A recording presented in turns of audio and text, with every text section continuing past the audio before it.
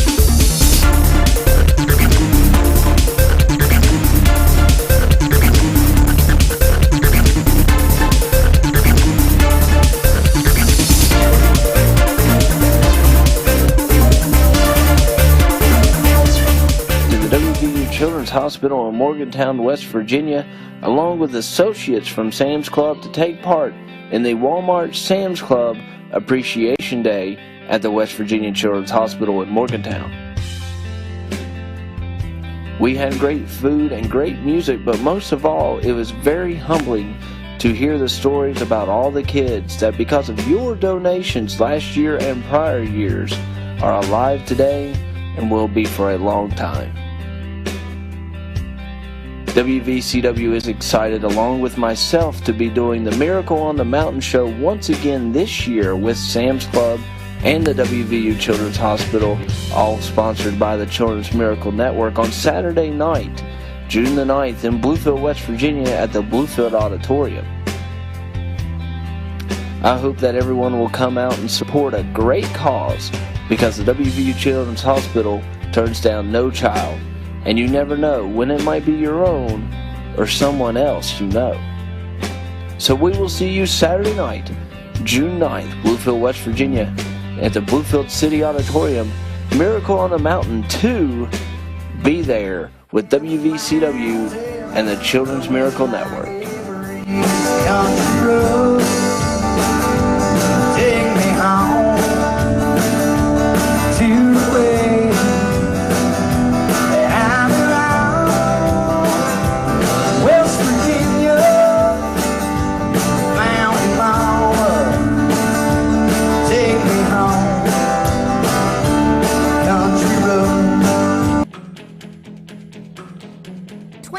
Years ago, Children's Miracle Network Hospital started out as a small 21-hour telethon. Today, it's one of the world's leading children's charities, helping kids everywhere.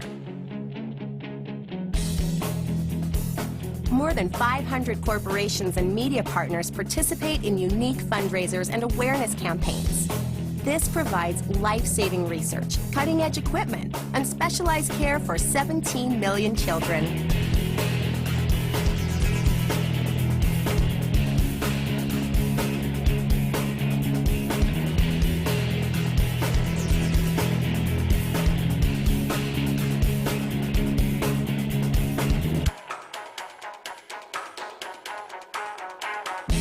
Millions of people purchase our paper balloons every year, raising funds $1 at a time. Media campaigns, including TV, radio, and print, raise awareness and share the miracles of children who are getting better.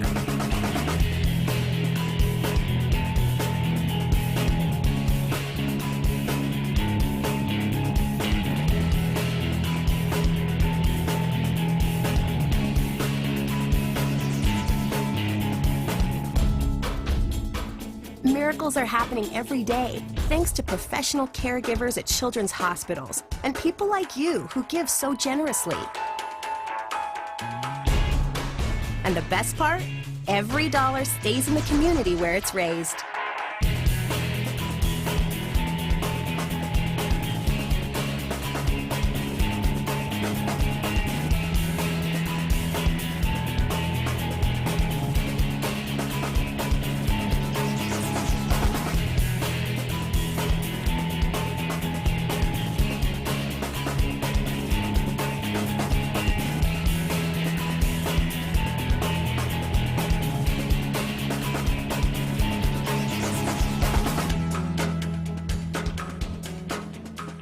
We do a lot to raise funds for 170 children's hospitals every year. But simply put, we help hospitals help local kids.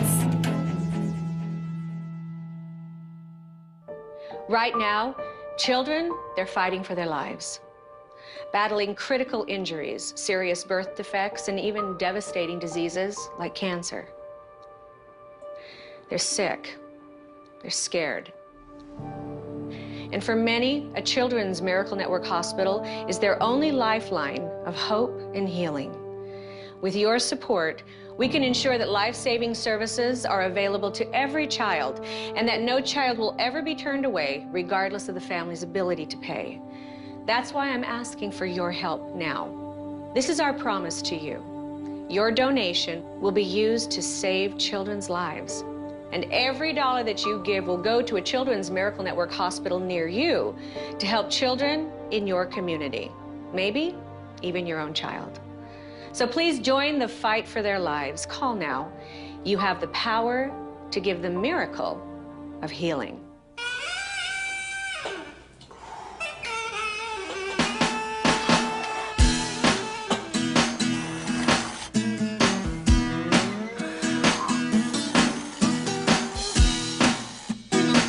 Bo Jackson pedals and pumps his way through a demanding workout routine almost every day. But Bo's biggest lift comes long after his workout's over. Bo Jackson?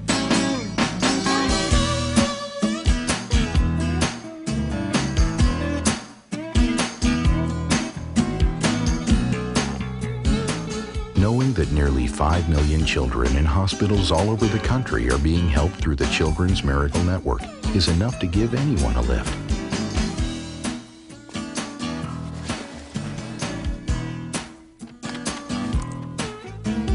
The Children's Miracle Network. It's working wonders.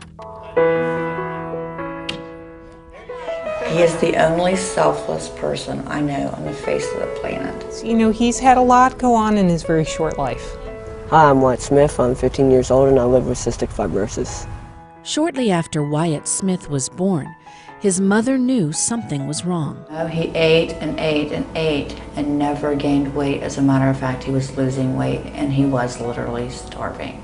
Wyatt was diagnosed with cystic fibrosis at just 6 weeks old, and his doctor in Parkersburg sent him to WVU Children's Hospital in Morgantown for the special care kids with CF need.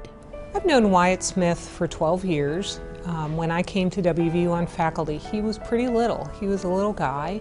I remember that he's always had nutrition challenges and been really tiny and small, which is a feature of CF.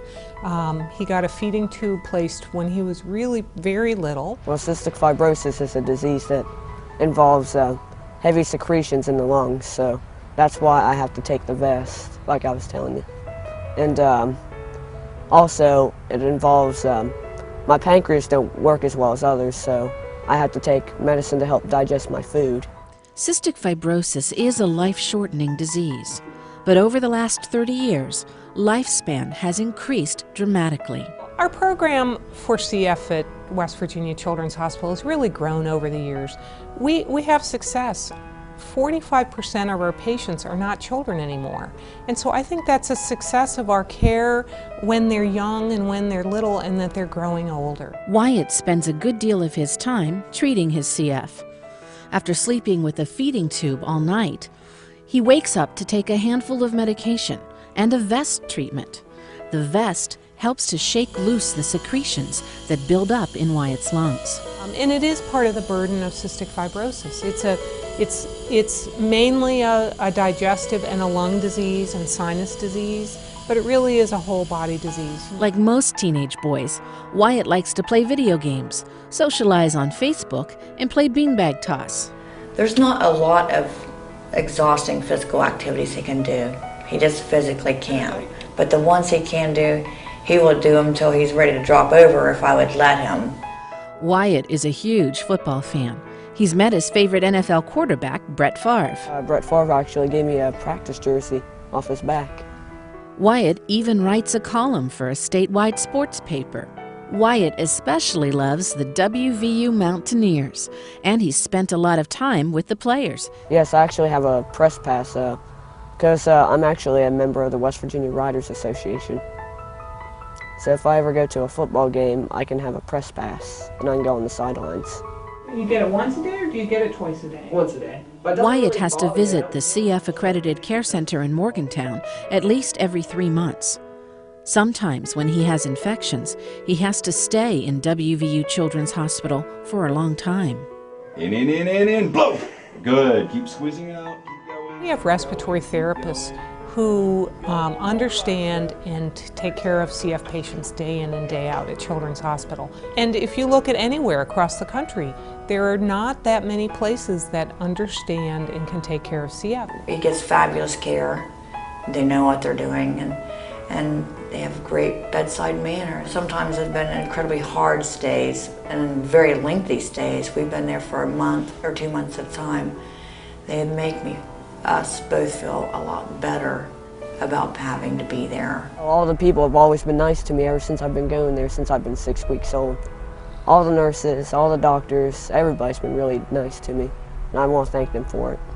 Most importantly, Wyatt wants to be treated just like any other teenage boy. I want people to know that CF ain't a bad disease like everybody thinks it is, and you can go every day and know you have it, and you can still live a normal life. No matter who he meets, they just love him. He brings joy everywhere he goes.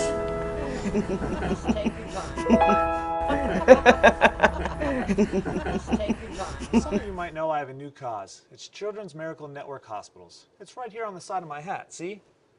The balloon? I'm helping children's hospitals, so every time I make a birdie on tour, I'm raising money to help sick kids around the country. I'm calling them Miracle Birdies. Get it? It's cool, huh? But I can't wear my hat everywhere. I mean, inside, at restaurants, in the shower, and, well, you know, that's a little bit frustrating, so I've come up with a plan.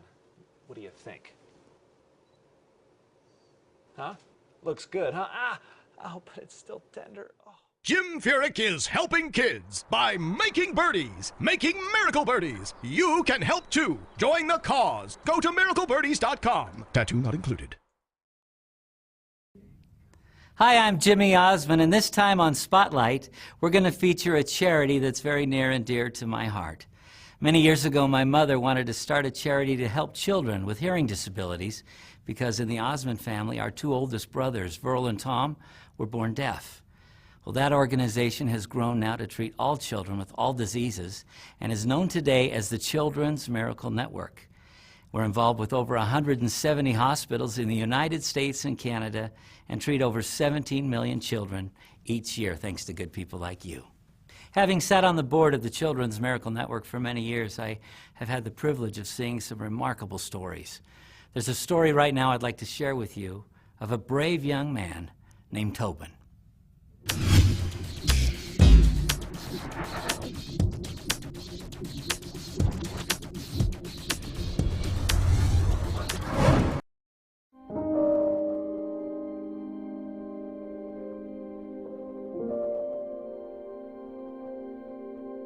My name is Tobin Haas, and I am a survivor. It all started out when Tobin wasn't himself. Something wasn't right. I took him to the doctor, and she said he had fluid on his ear.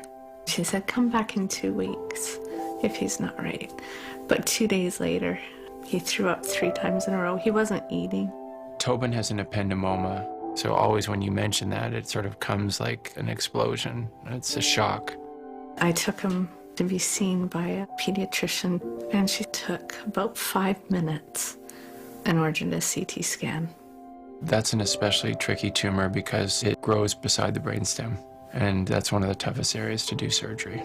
And I remember getting a phone call from my wife at lunchtime saying, oh, we are just here at the hospital, Tobin is getting a CT scan. I'm like, wow, you just got a cold and ear infection. That's a little bit odd. Tobin's tumor was nestled between cranial nerves, so when we removed it, if we went too high, his face would get numb. If we went too far in front, his face wouldn't move. And if we went too far below, he wouldn't be able to swallow. It took Dr. Dirks a good, I guess, 8 hours or so to remove the tumor that was really embedded in the center of his brain. He basically saved his life.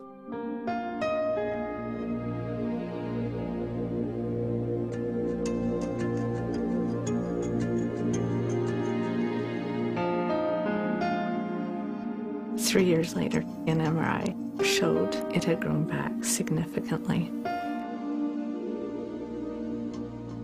Miraculously, surgery was possible, so he had the surgery, and then he was on chemo for 1.5 years, and then it came back. It showed that the cancer spread. It was scarier to know this cancer, it's growing, it's active.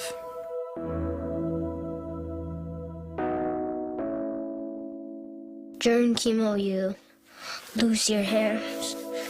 You take 2 different temozolomide capsules, and then you have to take etoposide, which is another type of medicine, and it tastes like the worst thing ever. It just tastes really bad. We always have to give people in such terrible circumstances some hope. Today, in 2010, we can do a lot more with these brain tumors than we could do over the last couple of decades. We have better surgery, we have better tools at our disposal, we have better imaging. The best starting place after surgery is to have no tumor there. So if we can get to that spot and have the patient doing well, that's a huge hurdle to cover, and then we can start saying, look, we've gotten him through this first hurdle, there's hope here. Everything's checking out really well. I thought it was time for Tobin to get back to playing hockey, but I told the parents to buy the most expensive helmet they could afford. Every kid is special, and what we want for them is to have a normal life. Even if they have a disease as bad as a brain tumor, we want to encourage them to do the best they can, to have fun, to enjoy life. He's in the best hands at Sick Kids. Anything that the kids need help with, assistance with, it's taken care of there. Fundraising is absolutely critical to the everyday workings of the hospital. It makes us able to have the best tools at our hands when we do surgery. One of the things that I like about Children's Miracle Network is that when the money is given to Children's Miracle Network here in one community, it stays in that community. In a way, it'd be nice to become out of a job as a neurosurgeon for brain tumors. That would really be the big wish, is if these kids could just come in, we give them the right medicine, and it disappears, and they don't have to go through surgery. When I go to Sick Kids, I try to encourage kids that have cancer not to give up. Back when Tobin first started treatment, we were introduced to the Bravery Bead program. What they do is each of these beads represents a treatment or a procedure. On Tobin's Bravery Bead necklace, there's 31 MRI beads, there's 63 radiation beads, there's countless finger pokes and blood transfusions and emergency visits. It's a lot. There's well over 500 beads for Tobin here.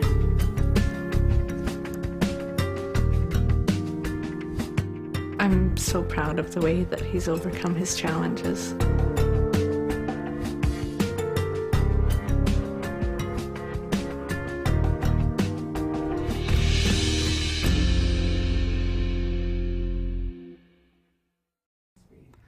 I've never seen a kid with that many bravery beads. What a remarkable young man. You know, one of the reasons why I think the Children's Miracle Network has been so successful is 100% of the money raised stays in the local area. So I really encourage you to get involved with your local children's hospital and help kids, just like the one you've seen today. I'm Jimmy Osmond. I'll see you next time right here on Spotlight.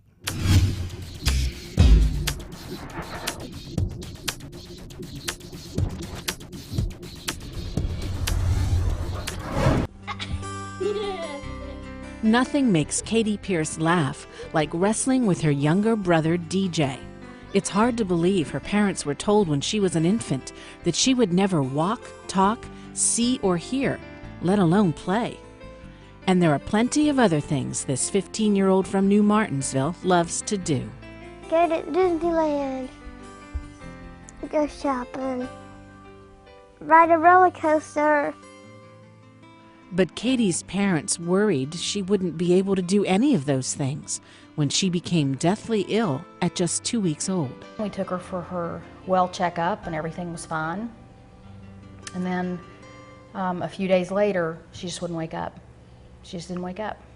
She'd also began to breathe really fast. And so I rushed her off to the emergency room. The doctors at her hometown hospital didn't know what was wrong with Katie, but they knew she was dying and rushed her to intensive care at WVU Children's Hospital in Morgantown. Sunday evening, I left Charleston. Instead of coming here, I flew to Morgantown. And I mean flew. Her whole body was shutting down. They couldn't figure out why. There didn't seem to be a source. It wasn't, even though her liver was swelled up, it wasn't a liver problem. Even though she was vomiting, it wasn't a stomach problem. She eventually had 3 grand mal seizures, but it wasn't a neurology issue. She languished like that for about a week and a half. They had visiting hours posted, but she was over in a corner. We were quiet, we didn't bother anybody, they never kicked us out. We thought, well, it's because we're good. And it didn't dawn us on at the time either that they weren't kicking us out because they thought just any time's gonna be her last moment anyway. While doctors tried to care for Katie, feeding her through a nasogastric tube that went from her nose to her stomach, they were challenged by the mysterious illness. So they contacted WVU geneticist Dr. Mary Beth Hummel, who at the time was visiting family out of state. And they said, we're gonna read this history to you over the phone, just as a long shot. Maybe you can't even help. It's probably something crazy going on that nobody else has ever seen, and the baby's probably gonna die. But this is what happened. And her first response was, pull the NG tube, it's killing her. I'll be there in 4 hours. And she was. She stopped what she was doing on that beautiful July day, and she left her family to save mine. Dr. Hummel was able to solve the mystery. Katie had propionic acidemia, a very rare disease where the body doesn't properly process amino acids from protein. And that is very detrimental to brain function, cardiac function, and can, in the case of Caden's, place you in a coma. And if it's not recognized and treated very quickly, you will die from complications of the disease. There's not surgery, there's not medicine. We have to keep her alive on a tightrope of her diet. And then we have to be able to recognize the minute she begins to slip off of that and institute the treatment that's necessary. Today, Katie lives a pretty normal life. She plays percussion in her school band, has played soccer, and taken dance lessons. Katie remains the only child in the state diagnosed with propionic acidemia. She has relapses and fell into another coma 3 years ago. WVU Children's Hospital continues to care for her. WVU is the only place that know what's, they actually fight over who's going to take care of her because they know her so well. We don't know what the life expectancy is. We don't have any idea what her life's gonna look like down the road. I've seen some dark days, but I never gave up. I've seen some long days, never give up. She's had a constant circle of prayer around her entire life. Nobody that's ever come in contact with her has never not used the word miracle. No matter what else happens, as long as she's breathing, there's hope. As long as you've got something to work with, there's possibility.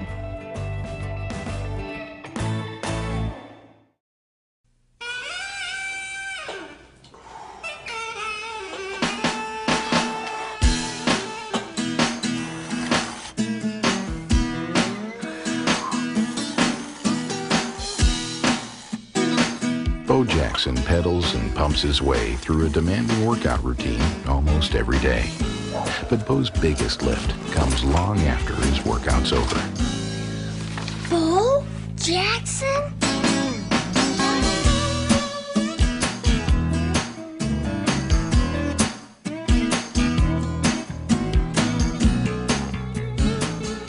that nearly 5 million children in hospitals all over the country are being helped through the Children's Miracle Network is enough to give anyone a lift.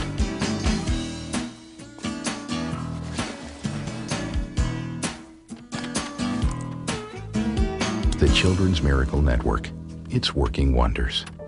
Right now, children, they're fighting for their lives, battling critical injuries, serious birth defects, and even devastating diseases like cancer. They're sick. They're scared. And for many, a Children's Miracle Network hospital is their only lifeline of hope and healing. With your support, we can ensure that life-saving services are available to every child and that no child will ever be turned away, regardless of the family's ability to pay. That's why I'm asking for your help now. This is our promise to you. Your donation will be used to save children's lives. And every dollar that you give will go to a Children's Miracle Network hospital near you to help children in your community, maybe even your own child. So please join the fight for their lives. Call now. You have the power to give the miracle of healing.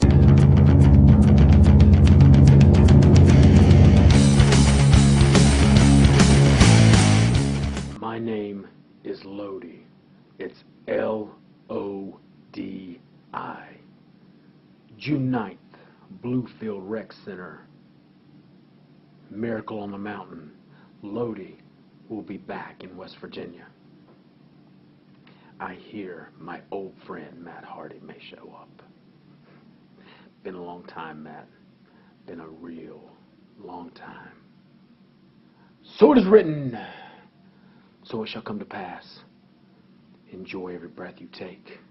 You never know when it'll be your last. Many have come before you. They've all fallen like fools.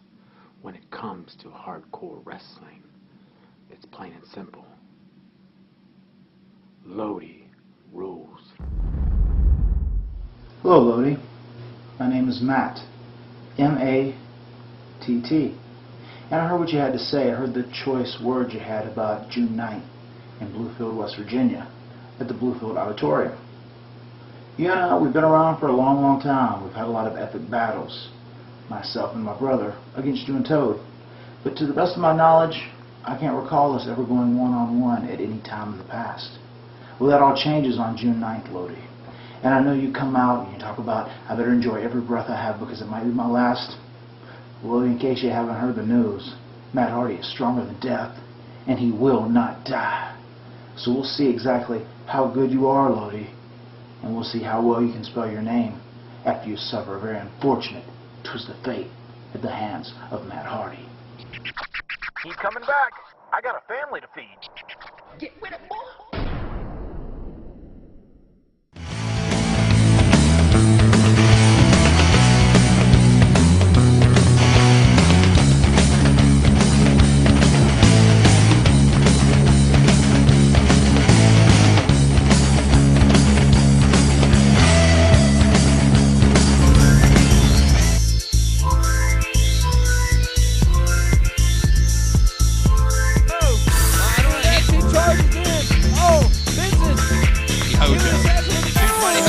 Man, what a close.